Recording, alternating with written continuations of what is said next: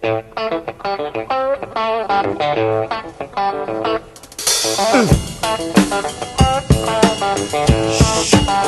things they're saying are here on the campus, and I will tell you, not from my own experience, but my fiance had experienced scabies, and it was not good at all. It is very hard to get rid of those, individual little mites.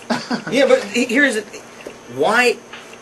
What's causing scabies here on campus? I mean, do you know that they are very? I'm not sure what's causing them, but they are very contractable.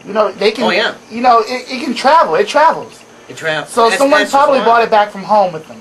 Somebody probably brought it back from home. Yeah, and did not spread on the campus. Can it be sexually transmitted?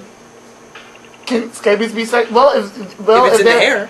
Well, if it's in your hair down there, and it's all in your skin down there, and you're sexually transmitting, then it can be transmitted during the process. Well, that would certainly be a possibility with as much of that that's going around campus on a daily basis. How do you sexually transmit scabies? I don't know. This is horrible.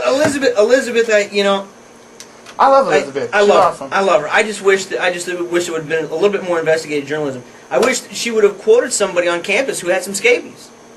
That would have been even better. Find somebody, say, hey, listen, who on campus has scabies? They'd come running out of the woodwork. Yeah, hey, look at me, I've got scabies. I think it'll be the thing of embarrassment. Because to have scabies is not a good thing at all. It's not a good thing. But you can pretty much tell. People's skin, you will see numerous amounts of bumps. It'll look like they have contracted something that's got their skin real bumpy. It'll look like, what they call those things, goosebumps or whatever. Yeah. But it'll look much worse. It'll be all over, the entire skin. That's horrible. You'll see bumps. So is it in the same family as like crabs and no. lice? No, it's not. No, it's not. Scabies is from dirt and built up bacteria, and it's very hard to get rid of scabies. Now you can kill like crabs or the sexually transmitted diseses, but scabies, you have to take medication. You have to take it for a numerous amount of time. Look, yeah, it's a parasite. And it's very hard to get rid of them. Like my fiance told me when she had the experience with scabies, they took her entire family and locked them in a room because they were staying in the shelter back around that time. Yeah, they were quarantined. Yeah, they took and locked them in the entire room. They had to back up all their clothing, smother these bugs, and let the bags sit out. I'll tell you, man, bugs like that tick me off bad. I would go really crazy. I don't know what I would do. Scratching? I'd be ticked off, man. I'd be beyond ticked. See, we had a problem, of course not with scabies, but we had a problem in our house with fleas for the first time. Now I've had animals most all my life, and our entire married life we've had animals, and not one time have we had fleas. Not once. I've had fleas. Now I can say that I've had fleas, and it's not a good feeling. Oh man, I'll tell you, it's horrible. You start to feel run over by them when they spread, man, and there's just so many of them, and it seems like there's nothing you can do. We actually had to go and bomb the house. Yeah, we had to bomb, and it was numerous amounts of bombs we had to do. Yeah, we had to do 3. Yeah, we had to do 3, and it was in an apartment we had to do. Yep. So we have a 3-bedroom house, but we had to do 3, and I'll tell you, just the amount of time that it takes. We've washed our cat now probably 4 or 5 times. Wash that cat. We comb it out all the time.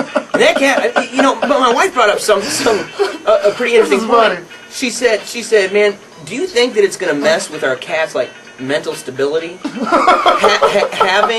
Having fleas for this long? I mean, dude, that would be if you had lice for months and you tried everything, dude. You tried washing it, you tried doing everything, or if you had crabs for 2 months. Man, that would mess with your brain. It probably would mentally mess with you. You would start to go crazy.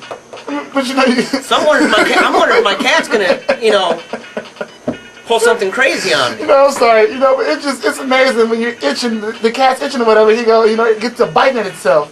Because they start licking themselves and stuff. It's like this is the last thing you really want to do. I mean, I know if I had a flea, I wouldn't sit there biting at my arm, saying, "Oh, maybe I can just get this thing in my teeth." Well, it's alive. Oh, Lord.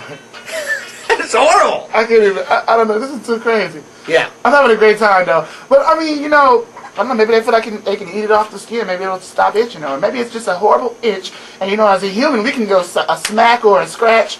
But the cat, I've never seen a cat just go and scratch its arm. Do? Yeah, the cat's not going to sit there and scratch its arm or whatever, or pick it off with its little claws. It's not, you know, it's not going to do that. It's not going to use a Q-tip in its ears and try to get the ear mites out. So yeah, I mean, I can understand, but you got to think, man. Imagine if he actually got one out. Imagine if the flea bit the tongue.